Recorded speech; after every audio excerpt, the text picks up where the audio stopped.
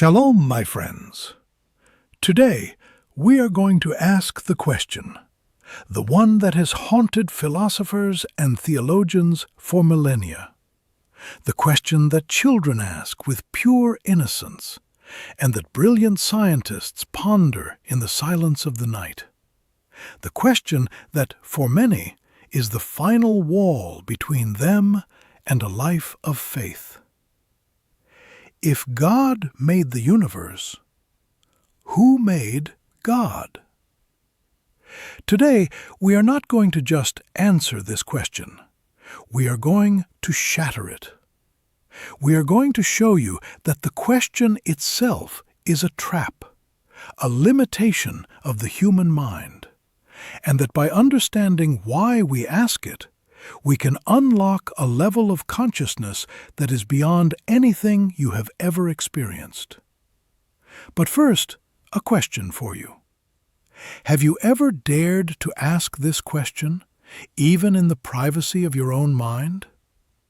What was the answer you came up with, or the silence you encountered? Share your honest thoughts in the comments below. There is no judgment here, only a shared search for truth. Before we venture into the deepest mysteries of creation, I need you to join our mission to elevate the consciousness of the world. We are on a mission to reach 50,000 subscribers, to create a global community that is not afraid to ask the big questions and is ready to receive the profound answers. If you are ready to expand your mind, then do your part. Hit that subscribe button right now. Join this sacred family, this mishpacha. And listen, for those of you who are ready to go even deeper, to learn the very operating system of reality, I have something extraordinary. I have opened enrollment for the Torah Millionaire Business School, but I must warn you, it is closing very soon. For just $299, I will unveil the full Torah wealth system, the 3,000-year-old blueprint for aligning your life with the creative force of the universe. This is not just philosophy, it is the practical application. The link is in the comments below. If you feel the call, do not wait. When the door closes, it closes. Now, listen to me. The human mind is the greatest gift God gave us, but it is also a cage. It is a processor that runs on a specific operating system, and that operating system is called cause and effect. Everything in our world, everything we can perceive, has a cause. The tree comes from a seed. The rain comes from the clouds. You came from your parents. This law of causality is so fundamental to our reality that we cannot imagine a reality without it. And so, when we think of the ultimate reality, God, our mind automatically, reflexively asks the causality question. What is his cause? Who made him? I remember being a young, arrogant student in yeshiva. I was brilliant, or so I thought. I had read philosophy, science, history. I thought I knew more than my teachers, these old rabbis with their long beards and their ancient books. And I decided I was going to stump the wisest of them all, my Rosh Yeshiva, the head of the academy. He was a man who seemed to be carved from ancient stone, a man whose eyes held the light of 1,000 years of wisdom. I went into his study, my heart pounding with intellectual pride, and I asked him the question, the killer question I was sure he could not answer. "Rabbi," I said, "the Torah says God created the world. But who created God?" I leaned back, expecting to see him struggle, to see a crack in the fortress of his faith. He just looked at me, a gentle, almost sad smile on his lips. He didn't answer. Instead, he asked me a question.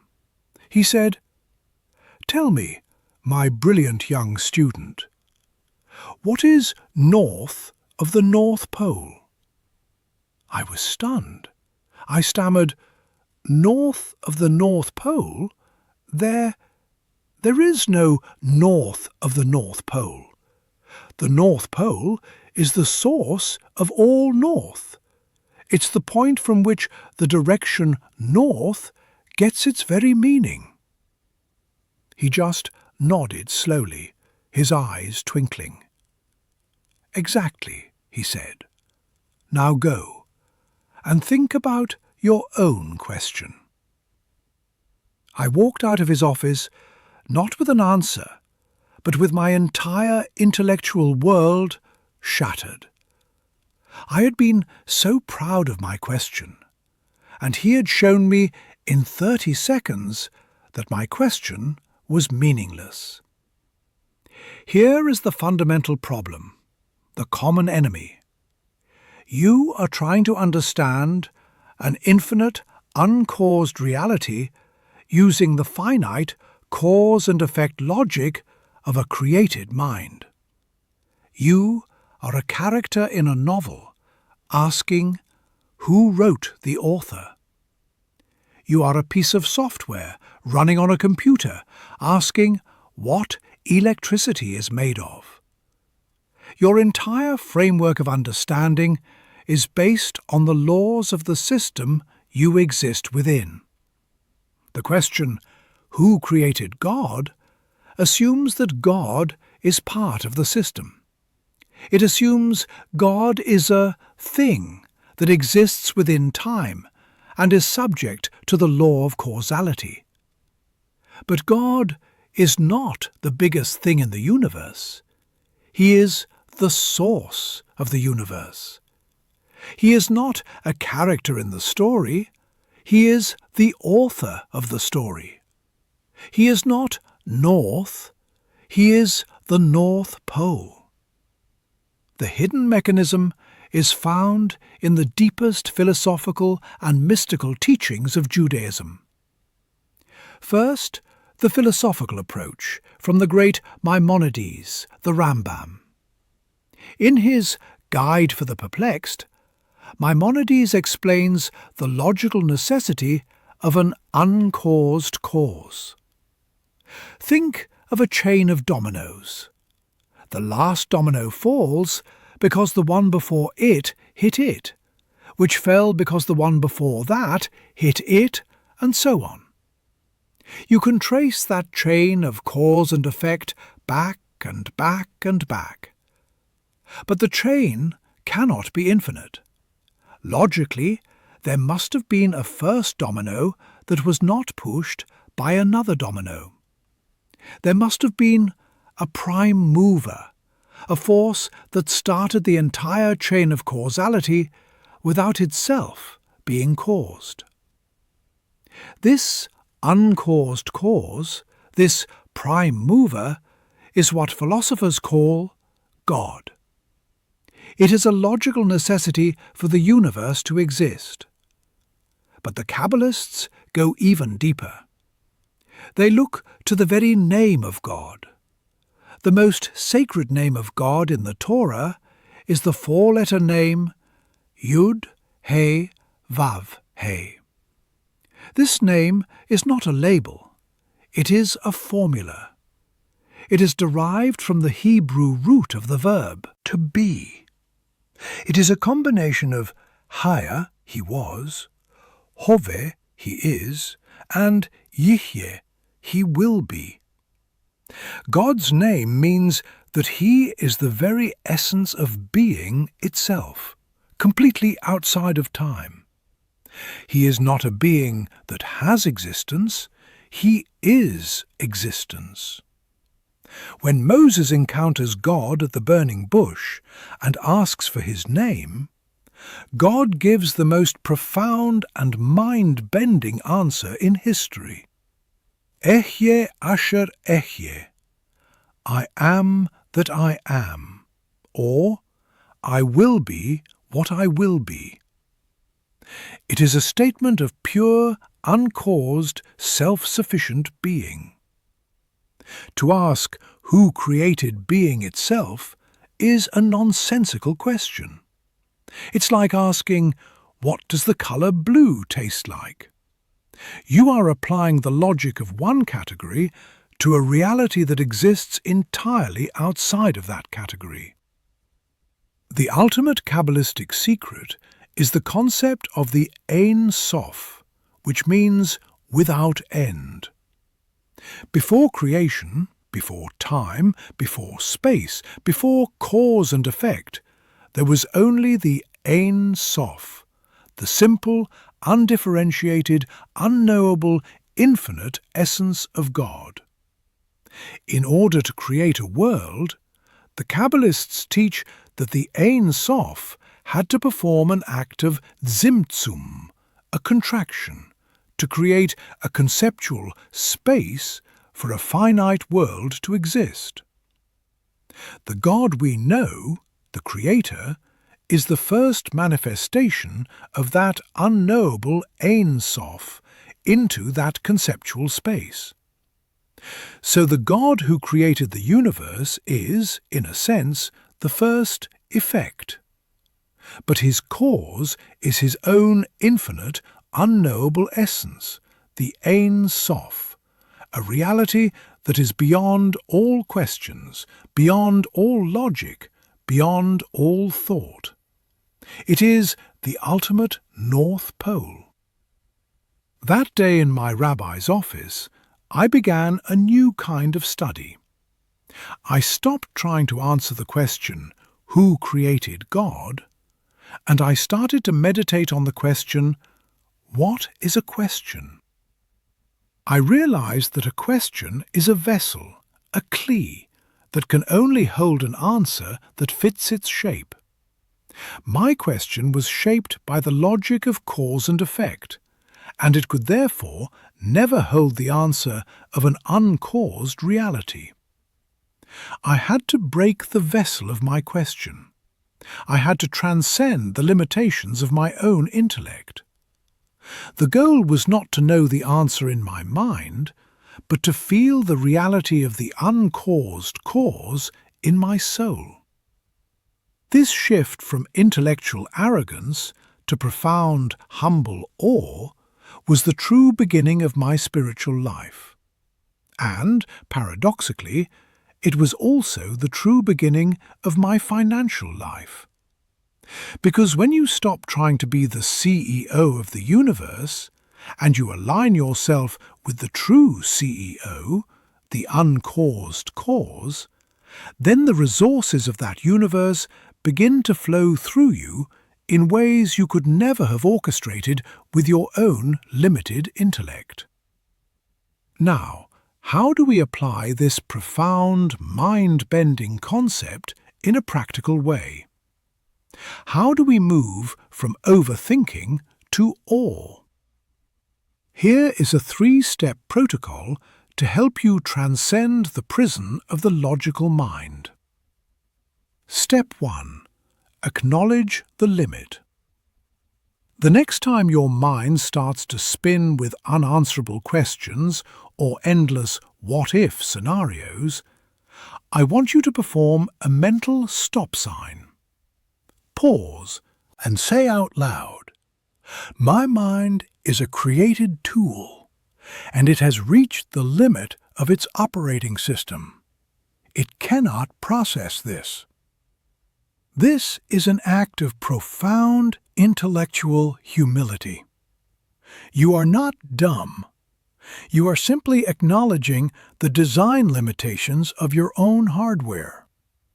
You are recognizing that you are a character in the novel, and you cannot comprehend the author. Step 2. State the name of being. After you have acknowledged the limit, I want you to connect to the reality that is beyond the limit. Close your eyes and whisper the declaration of Moses.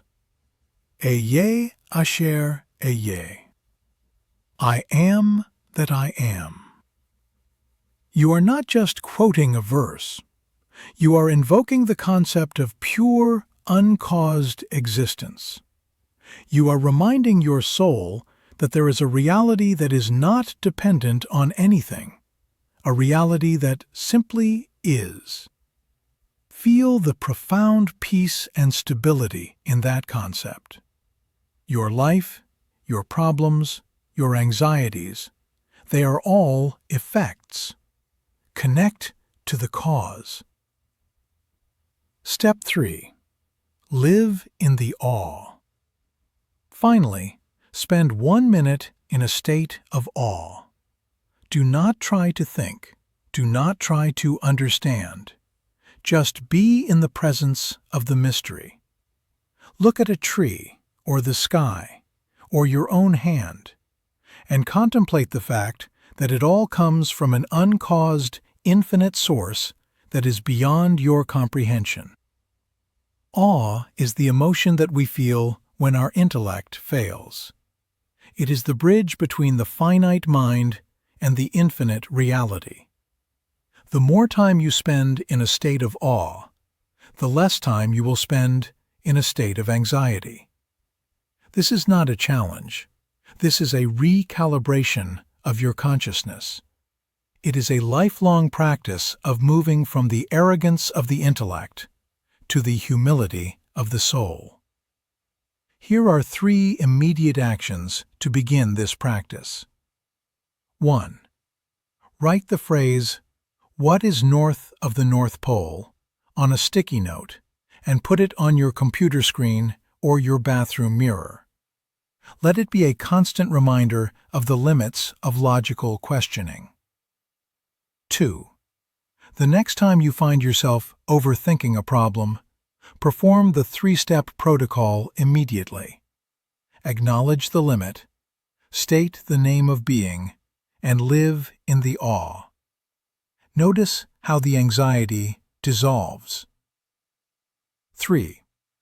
Spend 5 minutes today just looking at something in nature, a flower, an insect, a cloud, and contemplate the fact that the source of that object is an uncaused reality that your mind can never grasp.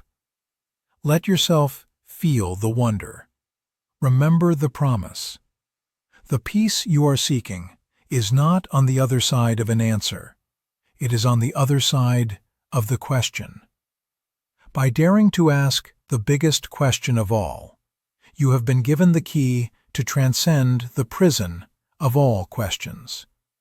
You are not meant to understand God. You are meant to stand in awe of Him.